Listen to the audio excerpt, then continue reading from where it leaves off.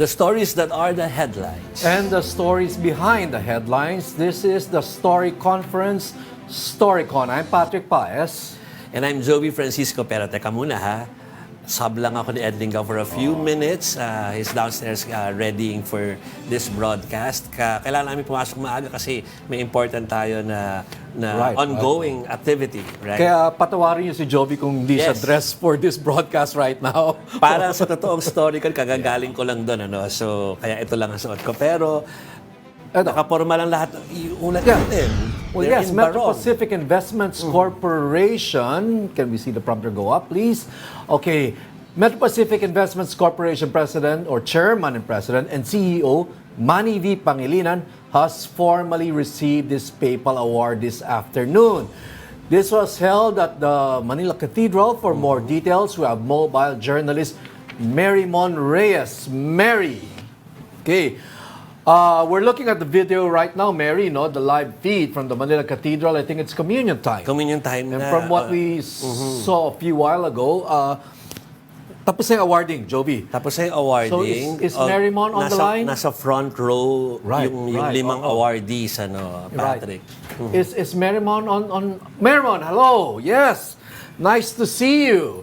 So, kailangan ba lumabas ka ng konti from the cathedral for this broadcast, for this live report? Yes, Sir Patrick and Sir Jovi, medyo mabagal lang po or mababa ang signal sa may papalapit o palooban ng simbahan. Kaya nandito po ako sa labas ng Manila Cathedral. At dito nga lang, pasado 2:00 ng hapon ay pinaulakan na ang Eucharistic celebration and solemn investiture ceremonies para sa conferment ng papal honors dito sa Manila Cathedral, Intramuros. Si Manila Archbishop Jose Cardinal Advincula ang nag-preside ng misa na ito. Kabilang sa papal awardees ay si Sir Manny V. Pangilinan na CEO, Chairman at Presidente ng Metro Pacific Investments Corporation o MPIC. Nakatanggap si MVP ng prestihiyosong Pro Ecclesia et Pontificie o sa Ingles ay For Church and Pope Commendation. Isa siya sa 5 nakatanggap itong pinakamataas na parangal na ginagawa ni Pope Francis at ng simbahan sa Leyte. Kasama ni MVP sina Fernando Zobel de Ayala ng Ayala Corporation, Arnulfo Verdicio ng Caritas, Ramon Del Rosario Jr. ng Finma Corporation at Maria Gonzalez Gulsby ng Union Bank. Sila ay kinikilala dahil sa kanilang mga kontribusyon sa mga programa at proyektong nagbibigay serbisyo sa simbahan. Sir Patrick and Sir Jovi, pagkatapos nga nitong conferment mass ay mayroong private reception na magaganap sa National Museum of the Philippines at ngayon nakita natin na communion na at inaasahan na natin matatapos na ang Eucharistic celebration. Kaya maya-maya ay lalabas awardees at pupunta na po sila sa National Museum para nga sa private reception. Balik po sa inyo. Okay, Eucharistic celebration, Joby, in short, misa. Misa. Yan po. Okay.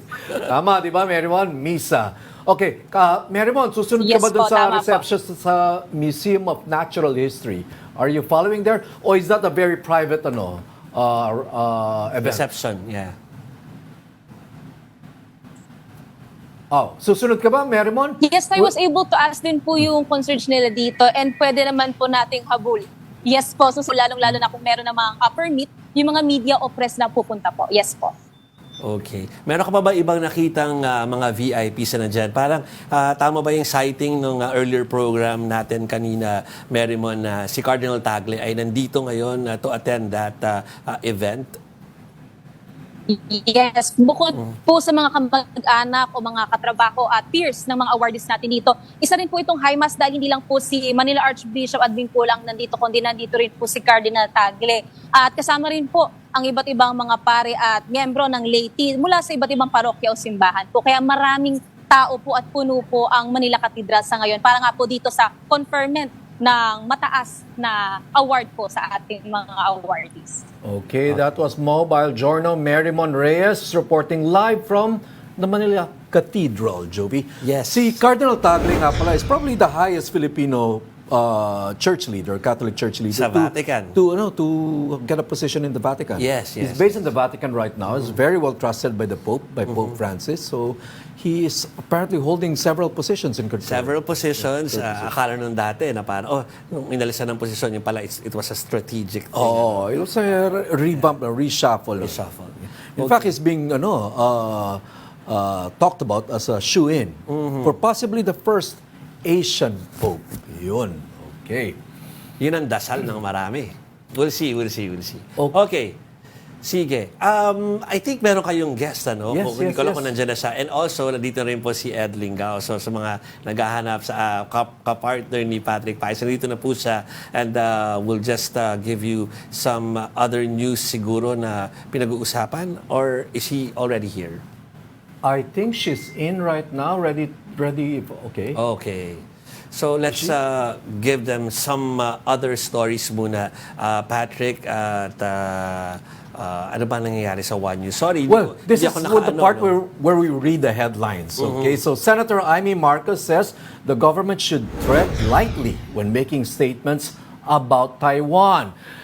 Earlier, her brother congratulated the new Taiwanese leader, which resulted in China telling the Philippines, quote, not to play with fire. Okay. Now next, pro-charter change group PIRMA has launched its own signature campaign drive for the People's Initiative to amend the 1987 Constitution. This is after the group's EDSA Puera advertisement went viral, or, went around and caused some people to feel offended, right? And, okay. Now next, Pag-ibig will raise its members' mandatory contributions starting February this year. Monthly contributions of members will be doubled from 100 pesos to 200 pesos a month. Okay, now joining us on the line is Senator Imee Marcos. Senator? Hello, good afternoon. Magandang hapon po sa inyong lahat. Si Imee po to. Yes. Senator, first question. Your brothers, Senate President Miguel Zubir's position or statement on charter change, saying that the Senate will play along or will support economic amendments. Was this a product of a consensus among senators?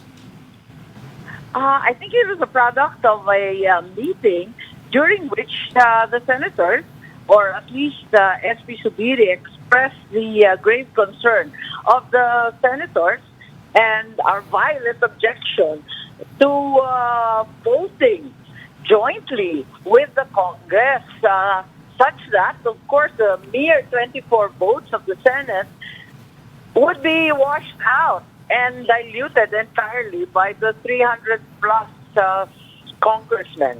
Okay, Senator, I wonder if you were in the room. It comes to some sort of a compromise, I believe, to the credit of SP Subiri. He made an effort to put a stop to Project PI and instead come out with a compromise agreement, which for me is still not acceptable kasi sa totoo lang, hindi naman ako pro-chatsa sa panahong ito. And instead of a PI, it sounds like a CONAS or a Constituent Assembly because the new Resolution 6 indicates that three-fourths of the votes of Congress with both houses voting separately. Madam Senator, si Ed Lingao po. Ma'am, I get the impression, but correct me if I'm wrong, I just get the impression na parang the People's Initiative na initiate ng Kongreso kind of forced the hand of the Senate and the Senate President into agreeing to a chacha this early. Kasi as late as December of just last month, si Senator Zubiri was quoted as saying, "Wag mo nang chacha." Tapos nagkaroon ng PI, tapos parang napwersa tuloy ang Senado na pumayag para lang hindi malusaw yung boto ng PI. That's the impression I get. I don't know if you feel the same way. Oo nga parang agree ako dyan. Tama ka, Ed. Kasi palagay ko nga, parang nabraso kami sa chacha ng hindi oras Kaya't maganda naman ng Resolution 6, kahit pa paano, ang sabi lamang, magkakaroon ng subcommittee doon sa Committee of Constitutional Amendments at aaralin yung tatlong provision. I think that's the first step, that there will be a subcommittee. Nakakatawa nga yung 3 provisions ng compromise na yan. They're so funny because for the longest time, I was actually asking what are these economic provisions so that we can study them and find ways short of a cha-cha to change them, because very clearly, in accordance with law, is in the Constitution.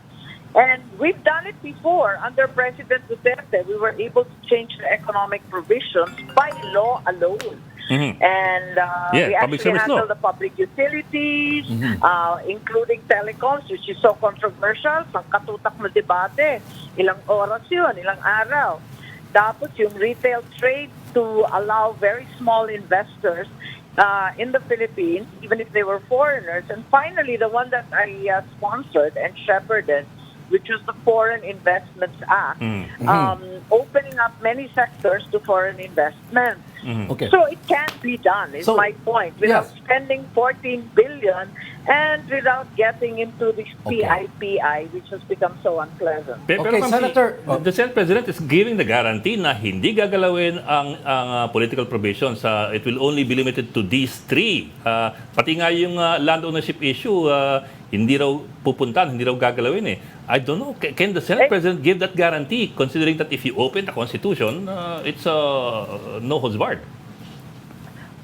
Kaya nga ako takot na takot Kasi pagpasensya na ninyo ako na medyo praning ako. Sinasabi, ang praning ko daw. Paano kayo hindi naman magiging praning? Unang-una, paano na isingit yung karagdagan na 12 billion? 2 billion lang naman yung dati. Biglang naging 14 billion at chatsa na ang tinutukoy. Wala naman doon. Ako may hawak ng budget. Biglang nasingit sa Vatican, hindi alam ng chairman, nagulat na lang kami. At bakit hindi ako magiging praning? Walang usapan sa chatsa, bago pa pala magpasko, ratsyada na sila ng mamolekta ng signature. Senator, I wonder if this was ever I really feel like the cha-cha might be a slippery slope, and the trust and confidence between the two houses has been eroded. Let's be honest. Okay, Senator, I wonder if this was ever pointed out to the President and to the Speaker of the House, the fact that it's possible to open up the economy and make those changes like the ones you mentioned without tinkering the Constitution. Yes, I'm certain that it's been mentioned, which makes me wonder if it's really the economic provisions that they're after. Because, firstly, like I said earlier, I've been asking for a list of those economic provisions, and now they provide a very, very curious list. And that is, yun nga, the public utilities, which we've already dealt with. In fact, there's a case pending in the Supreme Court. And secondly, they mention education. And I'm also wondering, do we really want our children to be educated by foreigners 100%? Baka hindi na tayo magkaintindihan, hindi na tayo magkakilalanan. Total, you and I know that there's a plethora of international schools as well as specialist schools. Sa katutak ang culinary at tourism schools na ang may-ari, foreigner, ang teacher, foreigner, okay naman. And then thirdly, they said advertising. I cannot understand the burning need to have foreign advertising companies. Are they really going to invest billions guaranteeing Filipinos hundreds and thousands of jobs? Are they really going to write copy in Tagalog? This is getting curiouser and curiouser. Well, ma'am, si SP Zubiri was able to head off, apparently, yung People's Initiative by agreeing to a cha-cha. Well, that's the impression that I suppose he got. Pero ang sabi naman ni former Congressman Garbin, tutuloy pa rin ang People's Initiative. So in the end, you might end up with tinuloy ang People's Initiative, tapos sumang-ayon kayo sa cha-cha. At least yung Senado po sumang-ayon sa cha-cha. But do you really believe that ititigil ang People's Initiative? Kaya nga ang usapan, titigil na yung PI nila. Bakit? Nangungulekta pa rin ng mga signature hanggang ngayon. Ang usapan may compromise na. The two houses will now discuss, da-da-da. That's what Resolution 6 is about. Nagkasunduan na, bakit tuloy-tuloy pa rin yung papapirma? At ang bongga ngayon, ang utos, laylo muna ang kongresista, laylo muna lahat ng politiko, ang nagpapapirma, public works contractors. Tama ba yun? Ma'am, teka, where are you hearing this? Sino po yung, I don't know if you can name your source, pero that sounds interesting. Just continue to us. Yeah, it's very interesting. Where are you hearing this? Indeed. I'm not actually hearing it. I got forms from different regions where the DPWH contractors were the ones with their staff having citizens sign with the promise of endless ayuda, 3,000 pesos kada isa. So laylo muna yung mga legislators para hindi masyadong sunog. Hello? So parang yes ma'am, parang laylo muna yung mga legislators para hindi sunog. Dumidistansya, Oo, kumbaga. at saka parang masyado nang uminit at meron ng utos si Presidente, pinapalusot ngayon yung mga kontratista naman para kunyari private initiative na. Senator, I wonder why mobilize, why it was the contractors who are being mobilized for this effort. What's the connection? What's the connection? I think the promise of public works contracts. Okay. In the same manner that there was an offer of 20 million for congressman, with the 5 million from AIC, so DSWD, 10 million for the medical assistant, and another 5 million for cash for work under Dole, or a total of 20 million. Siguro ito may promise din sa mga kontratista. Hindi ko alam. Nagulat lang ako kasi yung mga tauhan ng mga kilalang kontratista siyang umiikot at nagpapapirma ng form. Okay, Senator, another thing, usually or historically, when the House of Representatives undertakes a move, it is not exactly unfair to assume, at least, that there's some presidential blessing behind this. So, are we seeing the same connection, at least, between people's initiative and how the president might stand on this issue?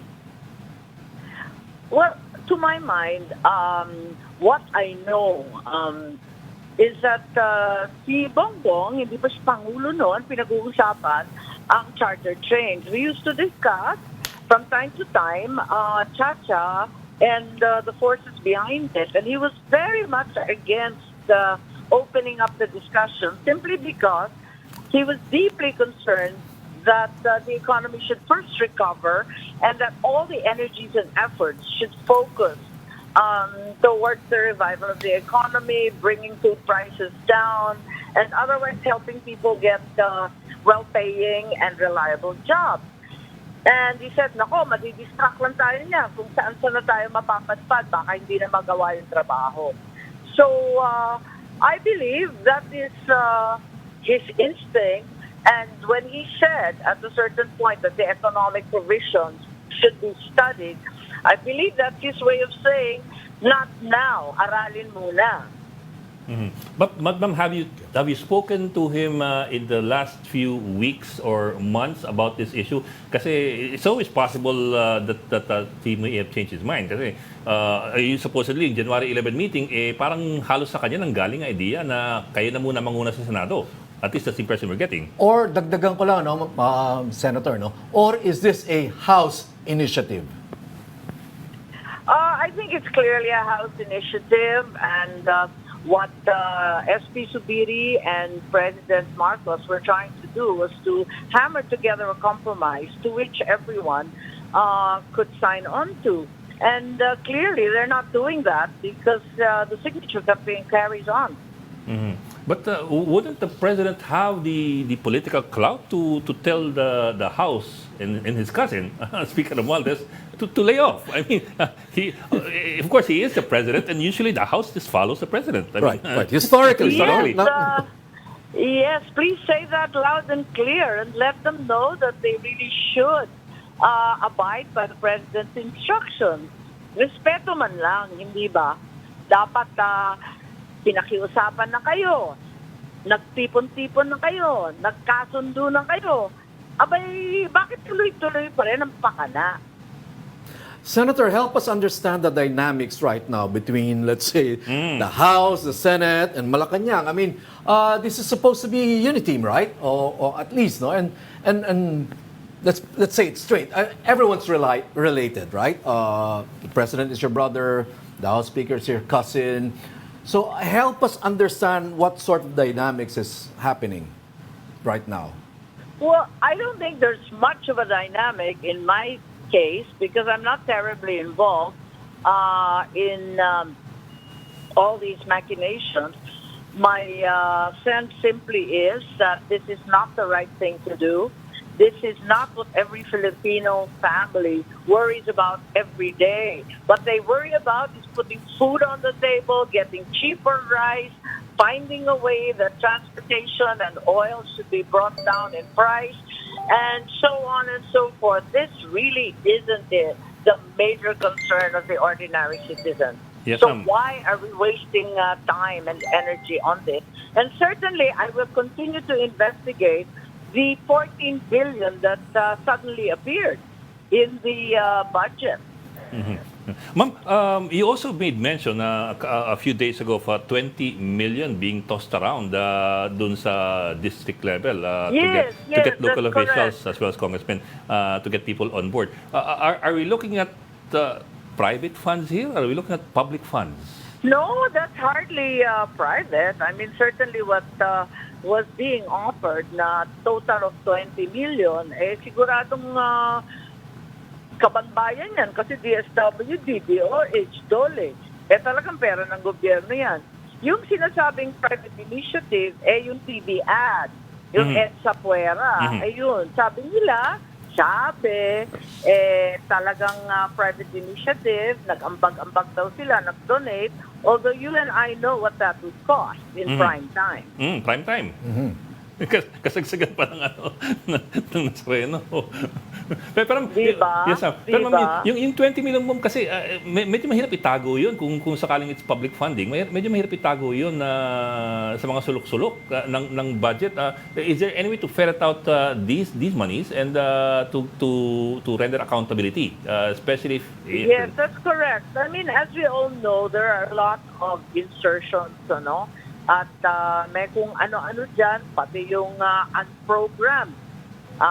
Hindi natin alam kung anong linalaman. Kaya nag-aalma na yung DPWH. Hindi matapos-tapos ang kanilang mga kalsada at magic na pupunta sa kung saan-saan, pati unprogrammed, nagiging solar street lights, road signage, road barrier, ano pa po dyan? Rock netting, kung ano-ano, at pati cat's eyes. Na ayaw talaga ng public works. Ang gusto nila, gumawa ng tulay, gumawa ng maayos na kalsada, hindi itong mga supply contract na hindi naman kinakailangan. Are we ready to move on to Taiwan? Or people sinisip mo na? Okay. Masaya pa tayo. Ang daming marites Ma'am, teka po, where does this all tie in? Kasi, of course, you're close to your brother, but you're also close to the Dutertes, and we've been hearing also some statements from the Duterte camp. For example, was it Paulo? Paulo, who was very, very, PI. Oo, napa-PI yung... He didn't mean people's initiative. Nabasa ko yung statement niya na hindi lalagyan yung kanyang distrito. At nabasa ko rin yung kay Mayor Baste na the Baweños are not for sale. Kasi nga sinabi ko, the Constitution should not be for sale. Pero what I'd like to find out is exactly where is everybody here located? You have the Dutertes in the last few months, medyo kiskisan yan, not just about the People's Initiative, but as well other things as well. So paano nga yung dynamics? I suppose that's where Patrick was leading to kanina. Paano nga yung dynamics ni Bongbong Marcos, ni Imee Marcos, ni Sara Duterte, at ni dating Pangulong Duterte pagdating sa unity, kasi mukhang pagdating sa unity, sa unity po, kasi you're looking at so many issues already on the table. Malungkot ako kasi talagang pilit na sinisira yung unity. Kaya alam ko na si Martin, ang ating speaker, may tampo sa akin dahil talagang sinabi ko, bakit natin pinapakbakan yung mga Duterte noong October? When in fact, they have done nothing but help and support us. And I couldn't understand why there was this major bashing of Vice President Sara, this hauling of the ICC charges against President Duterte, all manner of battering and public humiliation. And I simply couldn't understand the reason and the source for all this. Okay. Ma'am, tawagin na tayong Marites, ano? Pero diretsuhin na natin. Kamusta na po yung kapatid at si VP Sara? I'm asking because I suppose, no, you have come out in public saying that you're very close also to VP Sara. So, kamusta na po yung dalawa? Well, nagkita naman kami, civil naman, pero it has to be said that VP Sara is very bothered and confused by the demolition job against her. And my brother repeatedly asserts that it's not his doing. Okay. So, But is ganun, there... nagkakatapatan naman na talagang hindi magandang nangyayari. Pero sana, sa lalong madaling panahon, kung sino man yung pasimuno niyan, tigilan na. Kasi hindi nakakatulong. Ang ganda-ganda sana sa ating bayan kung sa wakas may isang tabi itong politika natin. It's no secret that Philippine politics is toxic. It's a zero-sum game. It's unforgiving and relentless. So to finally have an era where all forces are somehow united and allied so that you can finally work for the people's good. Senator, I remember once your brother, the president, told VP Sara that I am your #1 fan. I mean, is the relationship still that warm, so to speak? Well, I've seen them together a couple of times only. Of course, they're perfectly civil, but it cannot be denied that there's great anxiety, at least on the side of VP Sara and myself. We both do not understand where this battering and this negative publicity is coming from. So knowing your brother, Senator, no, I mean, your brothers, your siblings, okay. I suppose you try to read this as a person in the light of your brother's personality. Is this expected of your brother? He is somebody who would be averse to such trying to get muddled into personal relationships like that or issues. Yes, I think my brother is much more tactful than I am and far less direct and infinitely kinder in many ways. But unfortunately, those who determine not to heed his guidance and instruction can take advantage of that as well. Hindi sila sumusunod, wala naman daw sinasabi. Yung kapatid ko, hindi naman nagsasabi o nagagalit o nagugutos. Dapat, basahin mo na, alam mo na yun. You had a reaction to the congratulatory message that your brother, well, the president, sent to the newly elected Taiwanese president. Now, that congratulatory message prompted, Beijing to summon our ambassador there. What's your take on that? Yes, naman yung ating ambassador. He got hauled into the Department of Foreign Affairs in Beijing. Unfortunately, I was quite surprised by the congratulatory message. As chairman of the Senate Committee on Foreign Affairs, nagpadala rin ako ng congratulations. Pero maingat tayo because we uphold the One China policy. And I was quite surprised, let's say shocked, by the message that arrived from the palace. Apparently, greeting fulsomely the new president, quote unquote, of Taiwan. And certainly, this was a new spin on what has been upheld since the 1970s, and that's the One China policy, which recognizes only the People's Republic. Ma'am, paano po kayo nagpadala ng congratulations? Ano po yung laman ng inyong congratulatory message versus yung pinadala ng Pangulo po? Wala. Parang sinabi ko lang na congratulations for the peaceful and orderly conduct of your election and the victory of Dr. William Lai.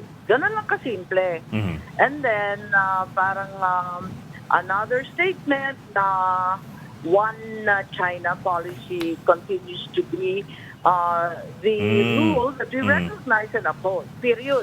Ganun lang. Ang problema kasi yung pagbanggit ng Pangulo ng Taiwan. Sa isipan ng China, hindi sila maaaring maging walang Pangulo ng Taiwan. ng Pangulo kasi iisa lang ang Pangulo. At yun ay Pangulong Xi Jinping sa People's Republic. Para sa akin, iwas pusoy na lang tayo. Huwag na tayo makikigulo. Siguro, ill-advise, nagmadali, gumawa na lang ng standard form na congratulations. Kaso hindi naman to pro forma. Talaga naman bloody. Medyo talagang nagkakainitan dyan. So may nuwansing yun, ano? Yes. Kaya ang saklap ang sakit kagad ng reaction Nakaka-nervous, naawa ako sa ambassadors natin. Okay. Okay.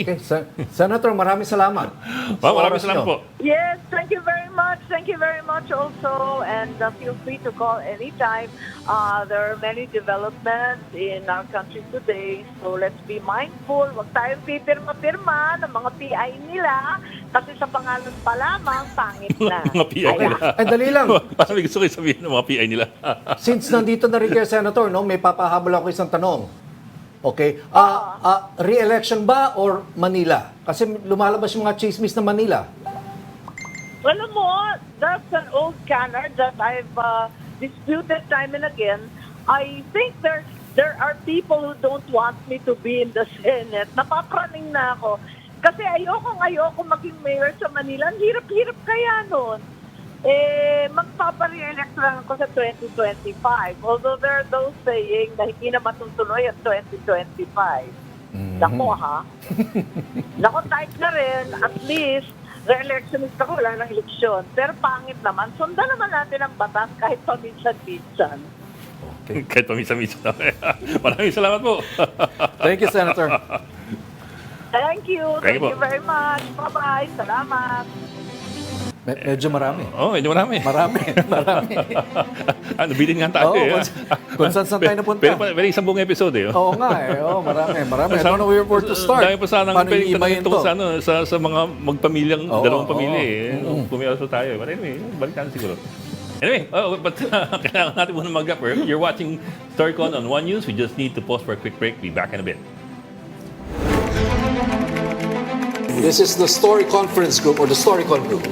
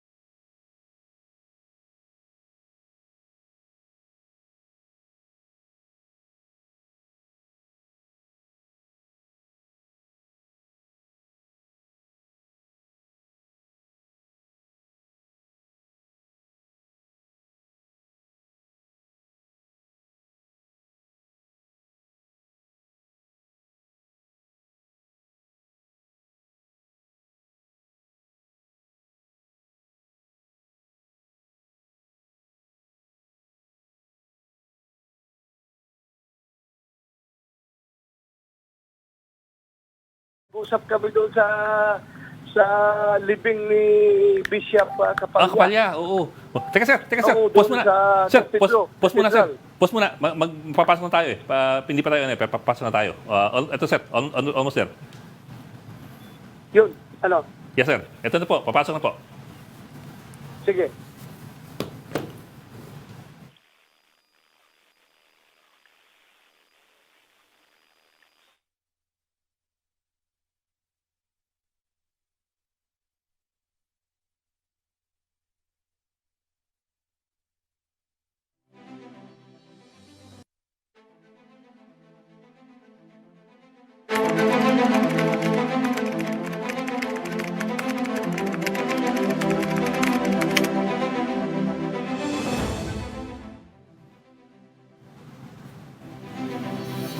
Okay, the stories that are the headlines and the stories behind the headlines. Welcome back to the Storycon, the Story Conference. I'm Patrick Paez with Bok Ed Lingao. Hello. Sorry, late ako ha.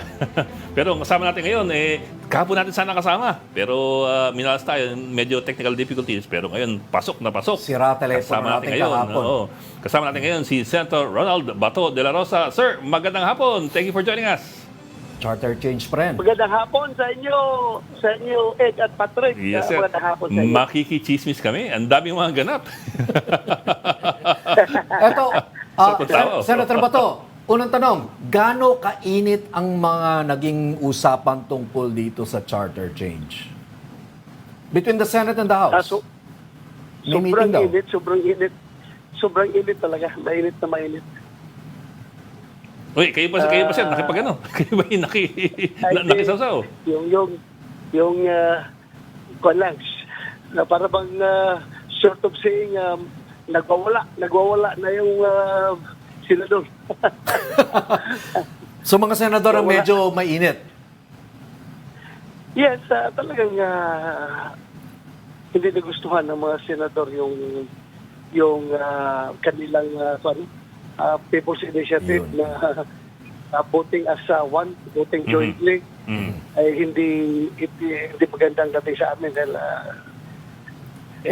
wala yung checks and balances natin dyan, wala yung bicameralism natin, wala.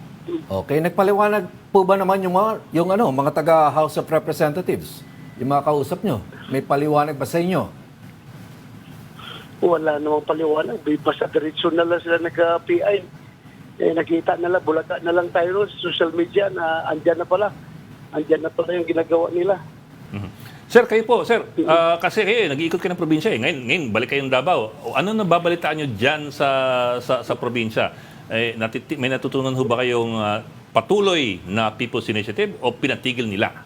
At anong klaseng kampanya yan? Yan ba talaga, kasi sabi ni Senator Imee Marcos, may perang kasama daw.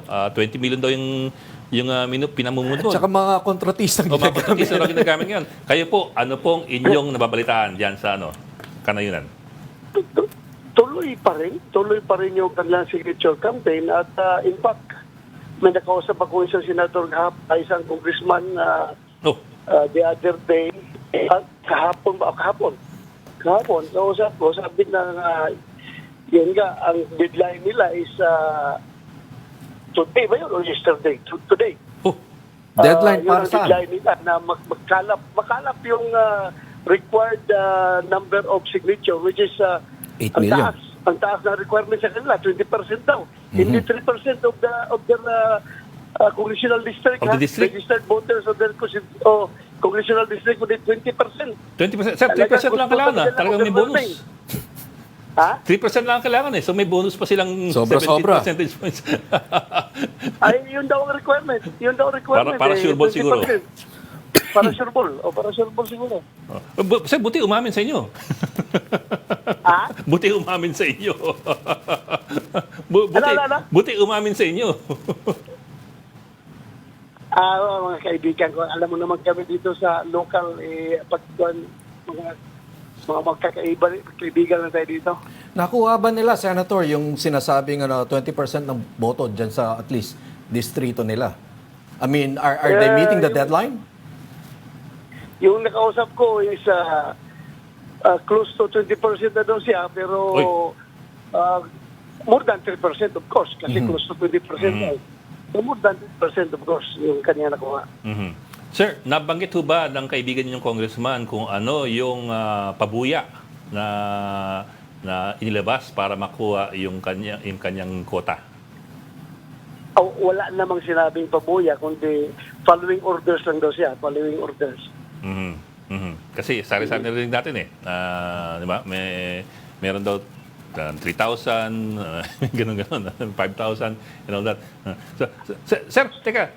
Sigurado, hindi mawawala yan. Hindi mawawala yan. Meron yan. Senator, okay ba kayo dun sa naging compromise, ika nga, ni Senate President Miguel Zubiri at ng Pangulo, no? Na pangunahan para lang mahimasmasan yung mga senador. Senador na mangunguna dun sa pagbabago sa economic provisions ng Constitution. Parang ito ata yung compromise na napagkasunduan ng Senate President at ng Pangulo. Are you okay with that? Well, okay kami dyan. Okay kami dyan. At least sigurado tayo na economic provisions lang ang itatakil natin at hindi tayo masingitan ng political provisions. So, okay kami dyan. Sir, Basta voting separately, ha? separately. Voting separately. Oo. Yun naman po talaga yun naman talaga yung point of debate Yes. Sir, medyo kakambyo ko ng konti. Teka, kasi, di ba, mainit ang usapin yung People's Initiative. May narinig tayo about the congressmen, about the senators.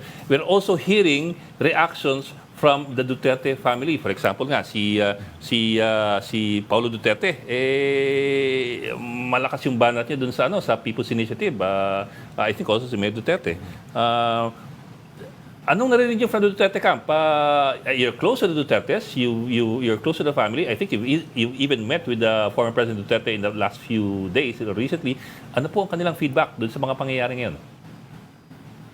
Well, makita mo natin sa reaksyon ng mga nakakabatang Duterte, no? Na talagang ayaw nila. Meron pa nga sila dito mga placards dito na meron sila mga streamers na Dabawinyos are not for sale. So talagang ayaw nila yan. So ang nakausap kami ni former Pangulong Duterte nung libing ni Bishop Kapalya sa San Pedro Cathedral ng Davao City. Pero hindi namin yan ang particular issue na pag-usapan namin. Iba yung pinag-usapan namin. Hindi yung yung People's Initiative. Teka, Senator, nandiyan ka sa Davao pala. Yes. So does that mean, Senator, na nakausap niyo na si dating Pangulong Duterte? Ayun, yun. Yes. Yung kausap niya isang araw. Oo. Nag-usap kami. Kamusta naman, Senator? I mean, kamusta siya? I think ang pinaka-issue sa kanya, itong number one, itong usapin tungkol sa ICC. Yun nga. Sarap ng tawa ni Sir. Yun nga. Matapag kasi itong boss ko Puro lang, sige, hulihin niyo ako. Ganon. Matapag ito. And then he issued a statement. Senator, nag-issue siya ng statement at sinasabi niya na hindi siya naniniwala na ang Pangulo ang nasa likod ng pagpapapasok o pagre-review nitong ICC. Yes, kasi naniniwala naman siya. At President Marcos is a gentleman. What he says is what he means and what he does. Okay. So, sinabi naman ng Pangulong Bongbong Marcos na hindi makakapasok yung ICC dito. Hindi niya papayagan na makapasok. So, between presidents, usapan between presidents, kung yan ang mensahe na nanatili as of now, then buo pa rin ang tiwala ng dating Pangulong Duterte sa ating kasalukuyang Pangulong Bongbong Marcos. Pero sir, at the same time kasi... Yes, sir. Yes, sir. Pati ako. So, sir, I'm holding on to his words. Yes, sir. Sir, so are you saying wala kayong alinlangan at all? Wala kayong pagdududa at all na baka bumaliktad yung desisyon ng Pangulong Marcos ngayon sa issue ng ICC? There is no doubt at all in your mind? Or meron? Well, kung magbago man, wala kami magawa dyan because prerogative niya eh. Mhm. Mhm. Pero kung magbago man siguro siya, para prangkahin rin niya kami na nagbago na yung posisyon ko dyan, ganito na, para naman so sabi lang kami, bilang kapwa Pilipino na kababayan natin na okay na ako, papasok na sila. May formahan naman kami. Mhm. At the very least, ang hiling nyo ay mabigyan kayo ng timbre, kumbaga. Oo, patimbrihan lang na andito na sila, pinapasok na namin at mag-iimbestiga na sila para naman rin maghanda rin kami. Pero sir, medyo paulit-ulit yung mga balita in the last few weeks na meron nang dumating na initial group ng ICC, parang advance party. Hindi pa yung investigators mismo, pero may mga nag-advance party na ICC rito. I don't know if you've heard about that, kung nabalitaan ninyo o na-confirm na ninyo na gano'n nga. Kasi kung gano'n, may kahulugan din yun. Totoo ka. May mga kaibigan din sa media na nakamonitor dyan sa pagpasok daw ng ICC at sinasabihan naman tayo. Pero sabi ko naman doon sa mga kaibigan ko media, sige lang, whatever it is, I'm still holding on to the words of the President na hindi siya papayag na papasok ng ICC. Mhm. Mhm. Sir, teka, balikan ko yung kanina. As in, wala talagang pagbanggit anuman sa inyong pag-uusap ni Pangulong Duterte nung isang araw tungkol doon sa Charter Change, People's Initiative, yung ganun. Wala atol na pag-usapan na parang napaka-hot topic kasi ba? Wala igno kasi yun nga, yung usapan namin doon sa loob ng simbahan, maraming tao. Bubulungan na kami doon nagka-usapan. Maraming tao doon sa simbahan. Sana kaya, no? May burol tapos nagchichismisan kayo, di ba? Pero sir, huling tanong lang kasi kausap namin kanina si Senator Imee Marcos, parang may konting kiskisan sa pagitan ng kampo ng mga Duterte at sa ilang miyembro ng pamilya Marcos, including the extended family like the Speaker Romualdez. So tinatansya namin kung kumusta ngayon ang relasyon ng dalawa. Kung sa tingin, for example, kayo po, sa tingin ba ninyo, bati-bati pa rin ba ang dalawang panig, ang Duterte family at ang Marcos family? So far, coming from lang yan, aking personal opinion lang. Parang okay naman si President Duterte kay President Marcos. Kilala ko yung tao niyan kapag galit siya sa isang tao, regardless kung si Donald Trump ka man o si Biden ka man o si President Marcos ka man, talagang magpumura yan Pag makita ako, tingnan mo yung kaibigan mo, ganun kagad sabihin yan, magbumura yan. Pero wala man siya sinasabi at saka yung last narinig ko, okay mo siya. Malaki mga wala niya kay Pangulong Bongbong Marcos. So, Senator, may minumura ngayon. Hindi lang namin napapanood sa TV. Ayaw ko kung pwede nyo sabihin. Sabihin nyo. Ito na lang, Senator. Sabihin nyo na lang kung may minumura ngayon. Kung napapamura siya. Yan. Wala, hindi namin napag-usapan talaga yung PI. Yung ICC lang napag-usapan namin. Okay. Sige, yun muna. Pag-uwi na si Senator Bato, baka matrobol ng oras, Senator Bato. Baka pati kami madamay. Senator, maraming salamat po sa inyo. Yes. Maraming salamat. Always a pleasure, sir. Patrick at Ed.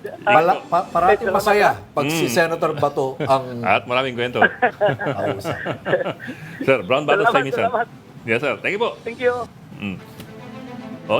Okay, next we speak to Ami Pamintuan, Editor-in-Chief of the Philippine Star, live and streaming from the new, bagong-bago pa rin, Ami, bagong-bagong headquarters ng Philippine Star dyan sa may Parañaque. Ami, kamusta na? Ano ang nagbabangga ang mga storya sa banner o headlines ng diary nyo bukas? Well, medyo malayo dyan sa charter change na pinag-uusapan nyo. Pero starting next school year, hindi itong next school year pala, 2025, no? Balik na tayo daw sa yung old school yung calendar. calendar. Okay. June na ulit. Ay, balik bagyo. Yan, announcement siya ng DepEd. Nung kabataan natin, June tayo parati, di ba? June 7 o June 15. Tumagal din ng ilang school year yung American Style International. Bakit daw, Ami? Bakit daw? Yun. Tapos nakikipag-usap na tayo sa Canada, no? Napag-usapan nyo rin kanina yung sa China, na magkakaroon na tayo ng enhanced defense cooperation. Although hindi siguro defense cooperation yun. It's an enhanced cooperation on security matters with Canada. With Canada? With Canada naman ngayon. Yes. So yun, pinag-usapan si Gibot Chodoro naman ang nag-announce niyan. At sa mga taxpayer naman, yung start daw ng reforms tax reforms na balak ng bago nating Finance Secretary, ang uunahin daw yung carbon tax, isa sa mga priority. So, tinatanong ko nga kung ano pa yung mga carbon tax. Baka yung mga lumang kotse, yung mga emissions, no? So, kawawa naman kami mga lumang kotse. Problema yung mga kotse mo. Kawawa na ko yung mga tinitirik. Yung mga diesel. Pero yan daw ang priority. Pero kanina, guess niya si Senator Imee. Narinig ko. Nakikimusap siya na Anong sana napulot daw mo? magkaroon ng bagong taxes, di ba? So, titingnan natin kung ano. Yun. Ami, I'm curious, nanood ka ng interview kanina with Senator Imee Marcos. Ano kaya, from the point of view of the Philippine Star Editor-in-Chief, ano kaya pwedeng balita doon kanina sa usapan namin with Imee? Doon sa mga sinabi ni Senator Imee. Actually, ngayon naghihintay pa kami ng maganda yung sinabi na nagpadala din pala siya ng congratulations kay Di ba? Are you talking about China and Taiwan? Kasi yung sa Taiwan sabi niya, yun naman kanya, wala naman nagreklamo. Pero yung kasing kay President Marcos sa kapatid niya dire-diretso Taiwan President, no? Medyo, hihintay namin kung magre-react ang pala siya doon sa sinabi ng China. Medyo matindi yung comment nila na read more, di ba? Presidente ng Pilipinas, you're telling him to read more about the Taiwan question. Anyway, naghihintay pa kami hanggang ngayon. Wala unless meron na kayong reaction from Malacanang. Meron tayo from the Department of Foreign Affairs. Diba? DFA, nag-react. Nagpaliwanag ang DFA. Pero much earlier pa yan Yes, DFA na lang daw. Saka yung sa sa charter change, yung nabanggit na yata yun na naghihintay nga ang COMELEC pa hanggang ngayon. Wala pa naman daw formal complaints about the signature buying. Di ba? Oo. Tsaka, sinabi naman nila, yung tropa nila, Ed Selagman, they are still gathering complaints, di ba? Saka yata ebidensya. And meron naman daw mga lalabas at magpa-file ng complaint. So, yun, mga inihintay natin yan ngayon. Ito sinasabi ni Imee tsaka ni Bato kanino, tuloy-tuloy pa rin daw yung PI kahit nagkasundo na yung Senado tsaka Malacanang tsaka Kongreso na mag-CONAS lang. Isa yan. Number 2, sabi ni Bato, kausap niya, congressman mismo, 20% yung quota niya sa kanyang distrito, hindi lang 3%, 20% of the registered voters in that congressman's district ang quota. Sobra-sobra. Sobra-sobra ng 17 percentage points.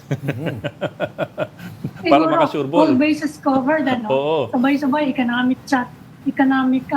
economic legislation, economic chacha, true legislation, people's initiative, lahat tuloy-tuloy.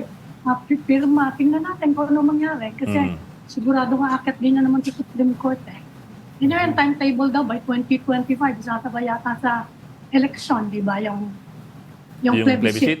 Ay, hindi. Ang pinag-uusapan nilang plebiscite is much earlier. By middle of this year. Kasi nga... Hindi, yan yung to proceed. Diba? To proceed with Chacha. Ewan ko kung ano yung plebiscite. Kasi yung plebiscite dapat yung Kung economic provisions lang yan, dapat tapos na yan. So you can submit to a plebiscite by 2025.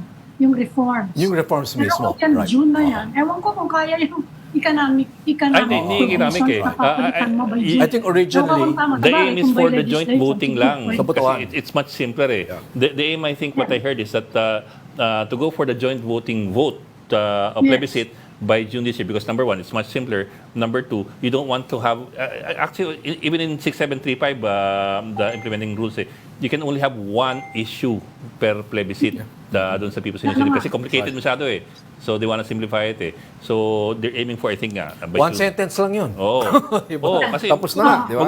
People's Initiative tapos you have legalists, di ba? Hindi na pwede yun Yan na nga pag hindi daw kasi natuloy yung Chacha by this year, medyo malabong na. So, tingnan natin. That's what everybody is saying, no? It has to be before the midterms. Kung hindi, after the midterms, ang Iba usapan na na 2028 na. Yes. Galawan na Pero yung mga economic, kung ganyan kabilis, kahit naman anytime yan, no? Although, ewan ko matagal naman pinopropose siya ni Sonny Belmonte sa ni Senator Juan Ponce Enrile, sabay pa sila nun Walang nangyari, ang ganyang klase. Economic chacha by legislation. So, tingnan natin kung makakaya nila. 3 senador lang yung nag-endorse ngayon. Okay. So, yung ibang si Senator Imee, saka si Senator Bato, and I think Senator Bongo are going to go along with it. So, hindi natin alam parang majority pa rin ng mga senador ang ayaw, di ba? Ewan ko lang yung economic chacha by legislation kung payag na sila. And that's assuming that they can really guarantee na economic lang ang ichachacha. Yes. Even that's a far Hindi cry. kaya yan. Hindi pwede sa political yan. Okay. Yung ganyang mode. Pwede lang yung amendment. Kung political, you need to rewrite the Constitution. Diba? Okay. Salamat. Hindi natin alam yan. Ami, maraming salamat. Oo. Thank you rin. Thank you. And, Sa susunod. Good to see you again. Yes, nice to see you also. So si Ami Pamintuan po, Editor-in-Chief ng The Philippine Mula sa Star. kanilang bagong opisina. Mula sa Ay, Parañaque. ang bagong opisina natin. Yan, Sa ang ganda. Oh, teka. Maganda. ayan. Ayan, sa likod ko. Wala nang mga daga dyan na dumadaan. Yung galing sa Wala nang support daga area. ngayon. Wala na. Malayo na sila sa May Pierre. pusa kami alaga. Yan, iniwanan ni Ami yung dating lumang headquarters. Because Ami was one of the originals. Oo. Kasi Dun sa magkapit-bahay Philippine kami Star. dati. Magkapit-bahay tayo Yes, dati. yes, nung Manila Philippine Star, Chronicle. Manila Chronicle, yung Yes. support area. Yan, oo. Nung Hoy, historical yun Inaapi niyo yun Hindi. nung panahon ng typewriter pa gamit natin. Good memory siya. Sige, maraming salamat, Ami Pamintuan. Thank you. Okay, thank you, Patrick and Ed. Banner story po bukas ng The Philippine Star ay yung Back to the Old School calendar back to June. by next year. Back to June. Back to Baguio. I guess yan ang banner story nila, hindi politika dahil broader audience, di ba? Yeah. Mas may epekto sa mas nakakarami. So, overtime. Those are the stories that are the headlines, the stories behind the headlines. I'm Ed Lingao. And I'm Patrick Paez. Join the Story Conference again tomorrow at 4 p.m. Good afternoon. We are One News, all sides, all the time. This is the Story Conference Group or the Storycon Group.